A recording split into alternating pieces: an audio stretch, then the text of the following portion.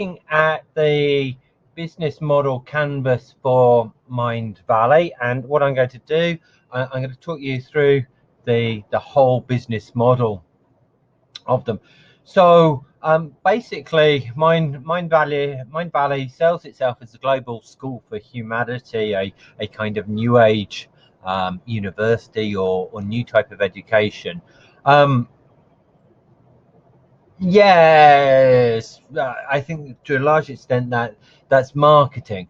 But what they do is they give you educational courses that help you to see the world in a different way. So if we just have a look at their website, it keeps on crashing on my computer for a minute. Lifestyle design systems to bring energy medicine into your everyday life, your spiritual energy for life-changing success. Those are three examples of the courses, and so it's for people who are dissatisfied, feel unhappy with the world that they are living in or with their position in the world, and want to make a change. And more specifically, it is for people of a spiritual bent, of not say a religious in the traditional sense, but a spiritual, who feel that there is something more to the world than materialistic. So you get a lot of people, I guess, like Tony Robbins, Grant Cardone, and others, who give you rules and techniques to get out there and make more money. And if you've got more money, you're going to be happier, successful, more productive, etc. MindValley isn't after these people. MindValley is after the people who think that the universe is good. There must be something more to be kind, gentle, caring spirit. And so that is that's the value proposition, that fundamentally everything that they do, everything that they're creating, is helping people to reassess their relationship with the world, to understand the world better, and to reach a greater peace and acceptance of the world and their place in it as a result. And so the customer segments, I mean, I put here midlife crisis Americans and women, and let's just have a go back to the website. There it goes. It's broken again. And the reason I'm saying this, okay, so we got midlife people. Look at the middle life.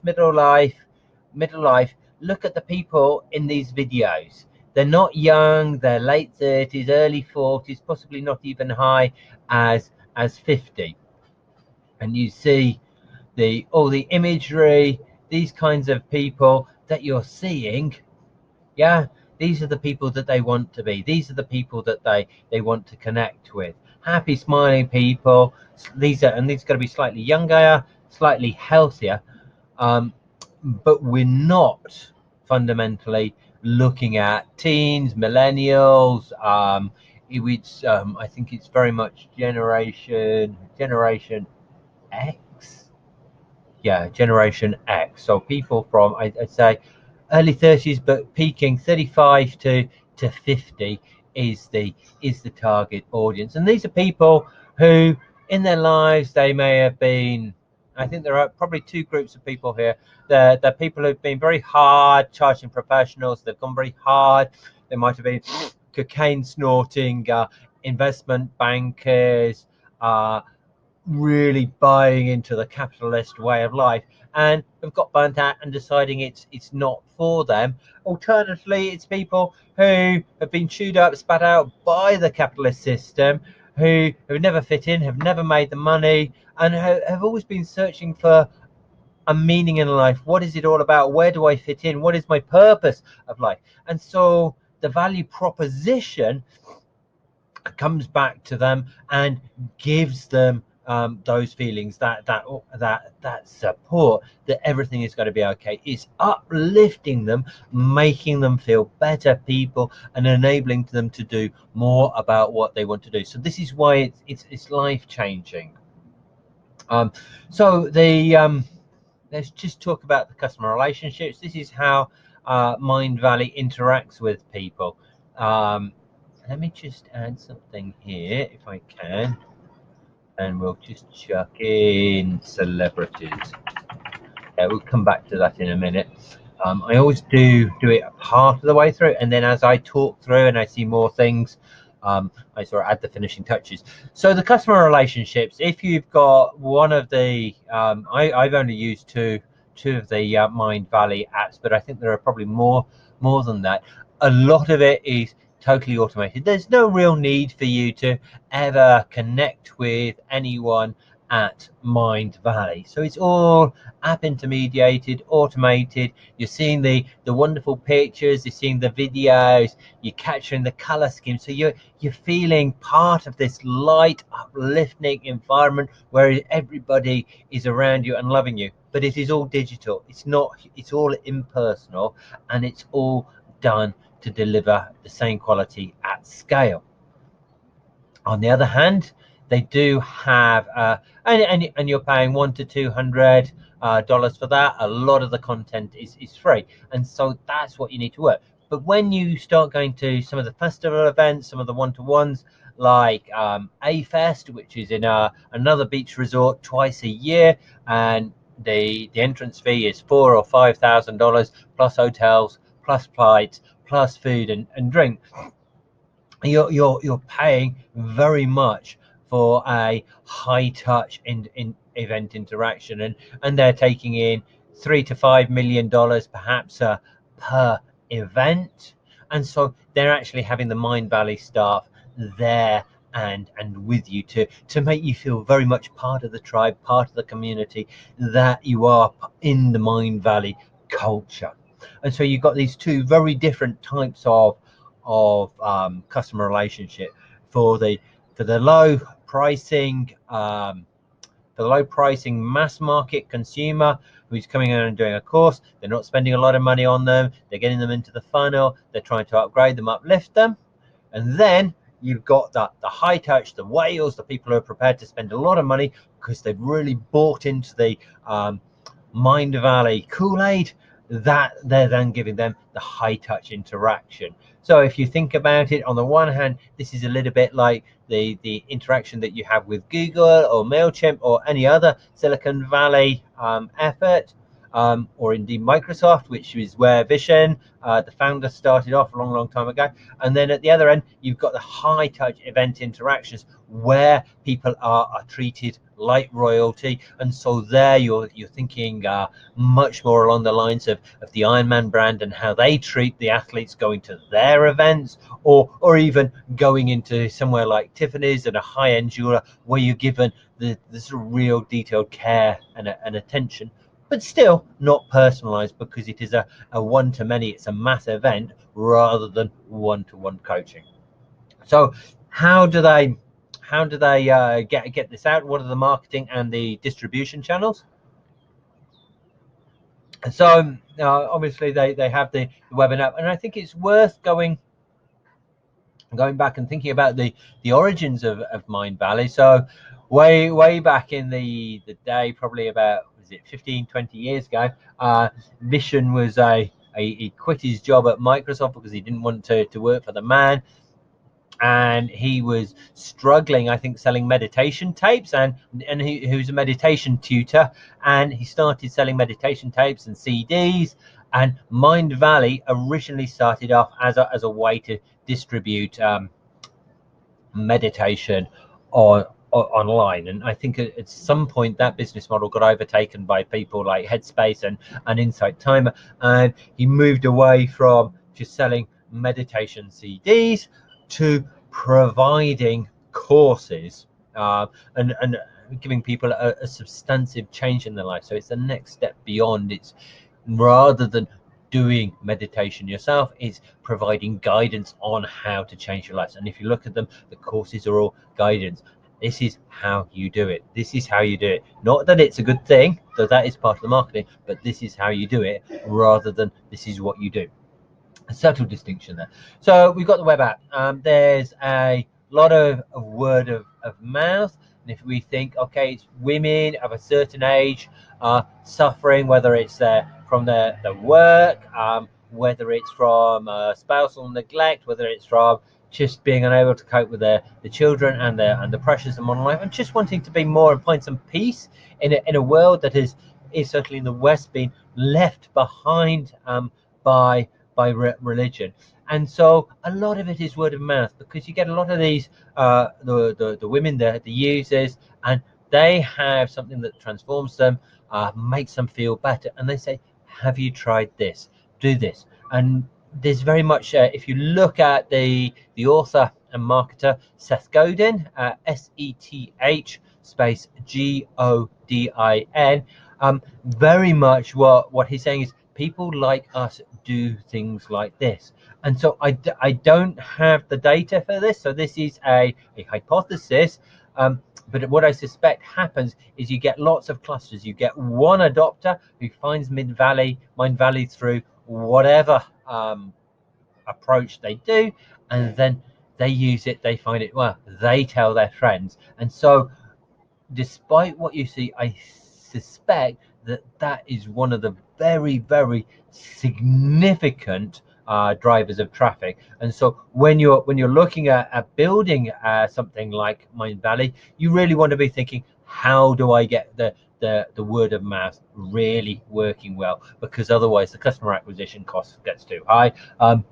They certainly send out, they have a fairly sophisticated email marketing system. You use a course, you sign up for a quest, you'll get a whole series of emails taking you through the journey. Every so often there are reminders reactivating emails to keep you enthralled, and then after a while they cut you off the email list if you haven't bought after a particular while. So I think there is a lot of performance marketing going into the email, and definitely again into the Instagram, Facebook, and YouTube. There's a lot of videos going out there, and those are often their 1 minute, 5 minute teasers, giving people real value, not advertorials, not adverts, giving people real value with a call to action that is saying, and sign up for the full course. So you know what you are buying in these courses before you do them. And in many cases, I've used a number of these courses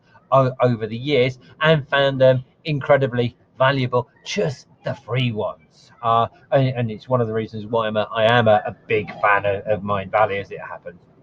And so you got these, I think 400,000, or is it 4.2 million? I can't remember, followers on one of these when I checked it earlier.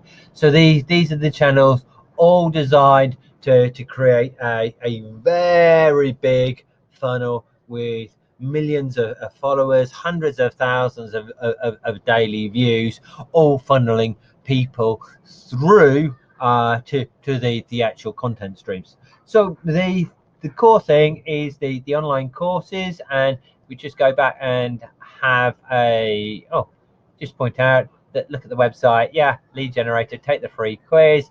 There'll be a quiz, it will tell me something nice, and they will capture my email. But if we just look, let's just have a look at the courses.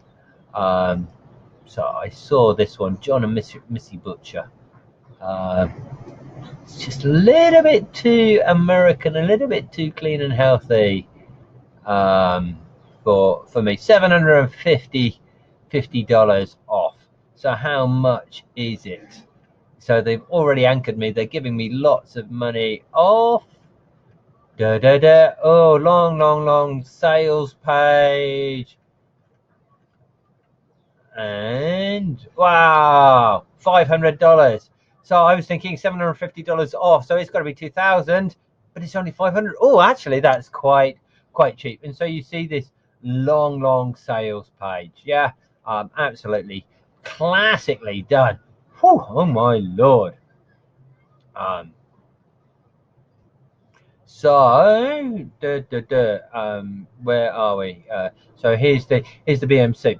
So these online courses, and if you're getting 100,000 visitors to the website a day and you are converting one of them, and I think they'll probably convert more, I'm not sure how many touches that they have to have, but if you're getting 100 a day, that's $75,000 a day, and you pick that up, whoa, and you're making a lot of money. So the whole business model is aimed at getting those bulk people coming in and buying the business courses. the online courses. Ryan, the books, what is it? The Code of an Imaginary Mind. Have I got it here? Oh, I'm looking for it. I can't see it right now. But he's certainly written a number of books, and these again giving a lot of his philosophy, giving a lot away for free or for $5 or $10. But again, off the back of the book, you're into a free online course, and then you're sold. So the books are a lead generator. We've spoken about a lot of the free content. And then for the people who love these, they've done one or two courses. They've showed their ability to draw $1,000, $2,000 if they are on courses. So if they've done that and they've come back, then you can get them to an A-Fest event in Bali or Corsica, where they're meeting other people from the MindValley tribe. People like us do things like this. You're getting the super fans together, building them to become a community, and you're turning them into evangelists, which then increases the power of the word of mouth. So in one way, and this is a very cynical way to look at it, you're basically using these festivals to turn these people into better marketers for you. They're paying you to be trained to sell for them. Whoa, isn't that clever? I think so too. And this is why MindValley is really quite clever. And I think if you ever want to sort of create a business model that is quite similar to MindValley, it's definitely worth looking at how cults work. MindValley is not a cult, but if you look at it, a lot of the ways that they create a tribe, they help the tribe to become inclusive, they reinforce the way the tribal behavior. Those are using some of the similar techniques that cults use to bring people together. So yes, you've got people like David Koresh in Waco and Jim Jones in Guyana and Jonestown, and there's a lot of very, very negative parts about the cults, and MindValley doesn't do that, but they've taken some of the more subtle, more positive aspects of cult construction and used them and built them into the marketing. So let's do key resources next. Right, the thing. Okay, I've been to the MindValley office in Bangsa a few times, and what is always absolutely amazing, so I live in a Muslim country in Malaysia. It's relatively conservative, and this is just like walking into Silicon Valley. There are lots of young, beautiful European American women and handsome guys working in this office. It's like, I'm not in Asia any longer. Whoa, where has it taken me? And basically what what MindValley does is it markets as much to get people to come and work for them, because people are coming on a mission to come and change the world, to create wonderful content to deliver to the part of the value proposition, to deliver the customers, because they believe in it, and they come to MindValley because it has got this totally awesome new age culture. It's frequently voted one of the best places to work in Malaysia. It's all about meditation, hippiedom, peace, love, harmony, dude, that sort of thing, but with a very focused capitalistic worth ethic.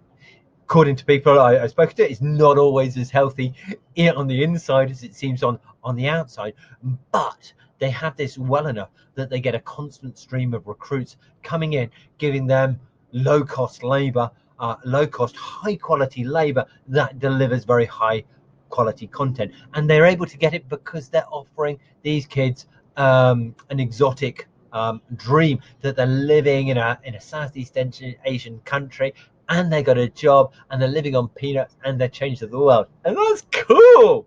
And MindValley is making lots of money. Thank you very much. And it's got this new age culture. It's a blend of new age, Silicon Valley. They've got some awesome tables absolutely wonderful office to work in, and that's super cool. So these are the key resources. Increasingly so, I think they've got the brand, the MindValley brand is good. It's got the recognition, it's got the ubiquity. So almost all of their target market hears of them or is told about them, which is a brilliant key resource to have. So how do they do this? And I think I'm going to put in a new one here. So content creation and partnering. Right. Okay. So let's just go back. Content creation. So you've got these sales pages. You look. Pardon me. Let's just go back here. So you've got these. So you've got Donna Eden, Jeffrey Allen, John and Missy C. Butcher. They're all coaches. I'd never heard of any of these people independently. I've no idea how big they really are. How big has MindValley made them? Which is the chicken and egg? Were they big and MindValley made them bigger? Were they nobody and MindValley made them big?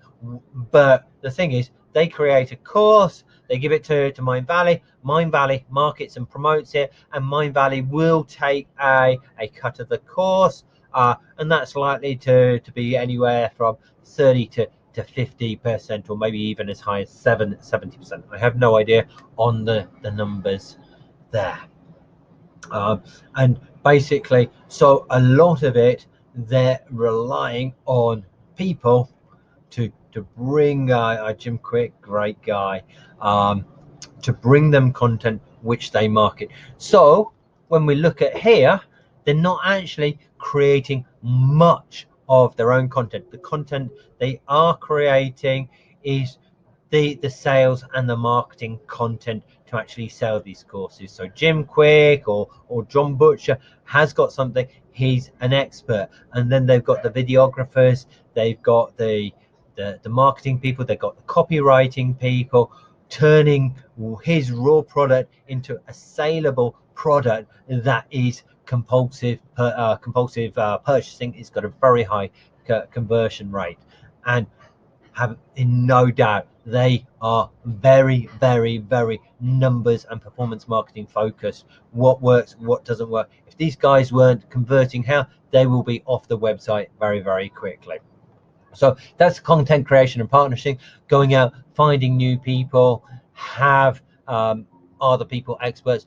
Do they connect well with these midlife crisis American audience? And a lot of this is totally knowing who these people are, who the target audience are, what they want, what is the right language, how do you sell to them.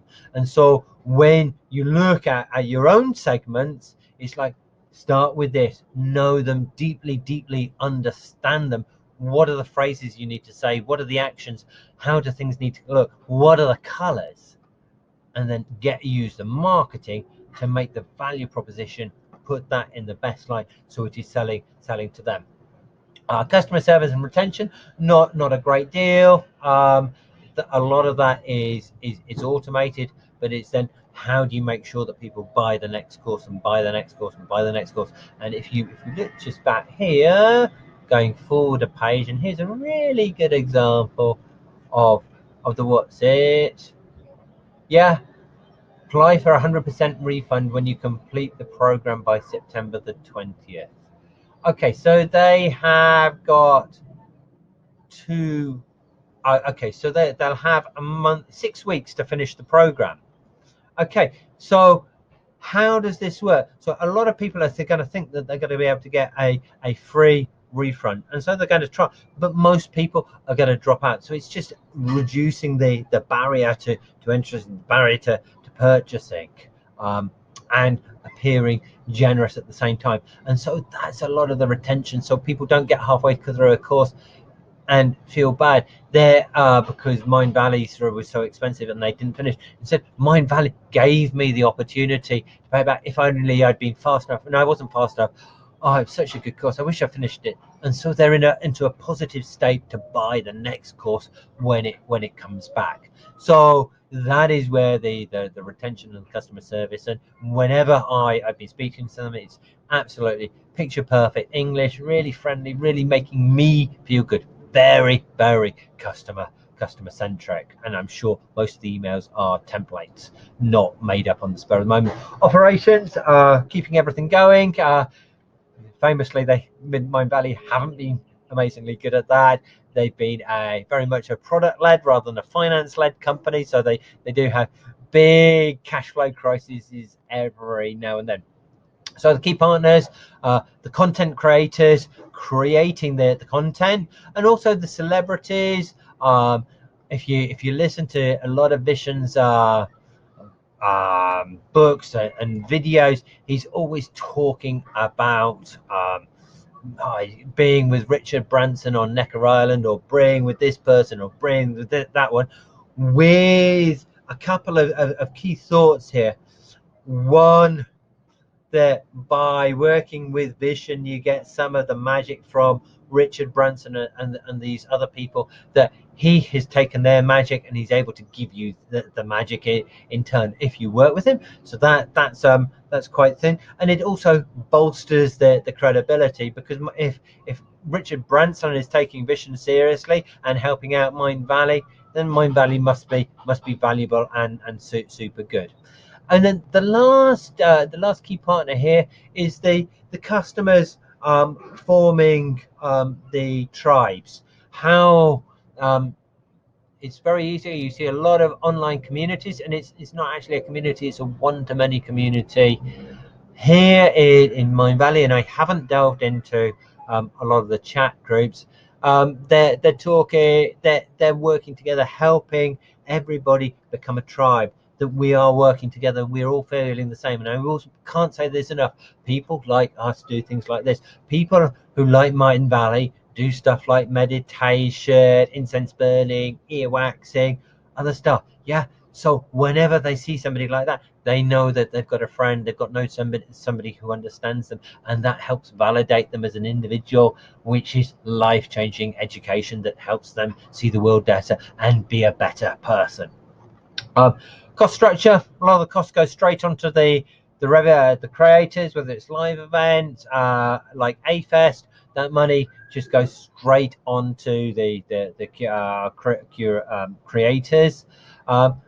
They spend shed loads of money on marketing. Yeah, probably 60-70% of their costs are going to be on marketing, once you take into account the revenue share. Yeah, because pretty much once the platform is up and running, more marketing means more money. And so they keep on putting more effort into marketing, build the list, get the list larger, keep on selling courses, keep on making people feel good about themselves and transforming their lives. And then finally, there's the platform design and operation. I think they've actually probably got this quite badly wrong. I have no idea about what the tech stack is. You can look it up, but it does feel like they've got a lot of systems bolted together. It's not a smooth, seamless whole. It could be done a lot better, but they're still a little bit in a startup. They haven't, despite making quite a lot of money each year, they haven't made that jump into a full-fledged corporate and publishing entity. Whether they can is a different case. It's driven by Vishen and his passion, but he has to let go and hand over to a professional management team, I think, for it to get substantially larger.